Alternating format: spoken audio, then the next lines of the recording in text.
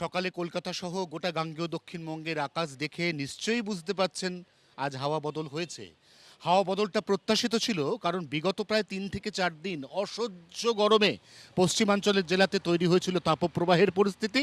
আর গাঙ্গেয় দক্ষিণবঙ্গ সহ বাকি জেলাতে ফিল লাইক তাপপ্রবাহ, অর্থাৎ তাপপ্রবাহের মতো অনুভূতি সেটা বারবার অনুভূত হচ্ছিল।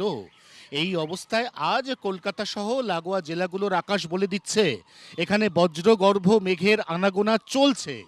এই মুহূর্তে এটাই সব থেকে স্বস্তির খবর যে আজ দুপুর বা বিকেলের পর গাঙ্গেয় দক্ষিণবঙ্গের কলকাতা, হাওড়া, হুগলি, নদিয়া, 2 চব্বিশ পরগনা, 2 মেদিনীপুর, সেখানে বিক্ষিপ্তভাবে বজ্রবিদ্যুৎ সহ বৃষ্টি, সঙ্গে দমকা ঝোড়ো হাওয়া এবং কাল বৈশাখীর অনুকূল পরিস্থিতি।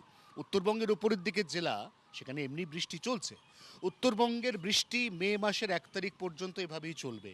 উত্তরবঙ্গের নিচের দিকের জেলা মালদা এবং 2 দিনাজপুর গতকাল হঠাৎ করেই প্রবল বজ্রপাত এবং 2-1 পশলা ভারী বৃষ্টি পেয়েছে।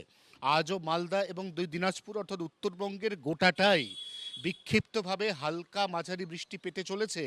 এর মধ্যে দার্জিলিং, কালিম্পং, আলিপুরদুয়ার, কোচবিহার এবং জলপাইগুড়ি জেলায় বৃষ্টিপাতের পরিমাণ কিছুটা বেশি থাকতে চলেছে।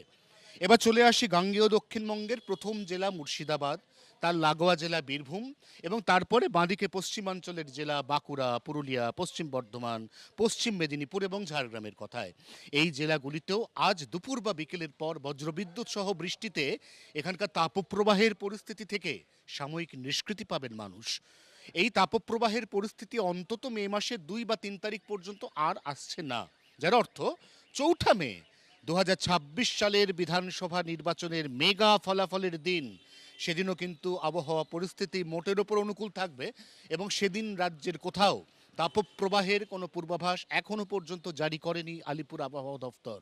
গাঙ্গেয় দক্ষিণবঙ্গের কথায় আসি, হুগলি, হাওড়া, নদিয়া, কলকাতা, 2 চব্বিশ পরগনা বা উপকূলের জেলা পূর্ব এবং পশ্চিম মেদিনীপুর, সেখানেও আজ যে বৃষ্টি শুরু হবে সেই বৃষ্টি আগামীকাল পর্যন্ত বিক্ষিপ্তভাবে চলবে।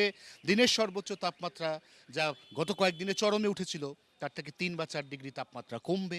নিঃসন্দেহে প্রথম দফার তুলনায় দ্বিতীয় দফার ভোটদান পর্ব অনেক স্বস্তিদায়ক, অনেক মনোরম পরিবেশে হতে চলেছে। আর তার সঙ্গে যদি গণনার দিনটাও আবহাওয়া মোটের ওপর অনুকূল থাকে তাহলে তো কথাই নেই। এমনিতেই গণতন্ত্রের উৎসব চলছে। প্রথম দফায় 93% ভোট পড়েছে, দ্বিতীয় দফায় প্রত্যেকটি রাজনৈতিক ব্যক্তিত্ব বলছেন 95% ভোট পড়বে।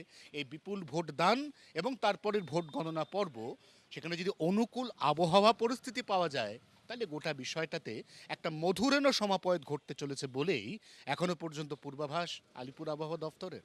24 ঘন্টার জন্য ক্যামেরা অরিন্দমের সঙ্গে অয়ন, কলকাতা।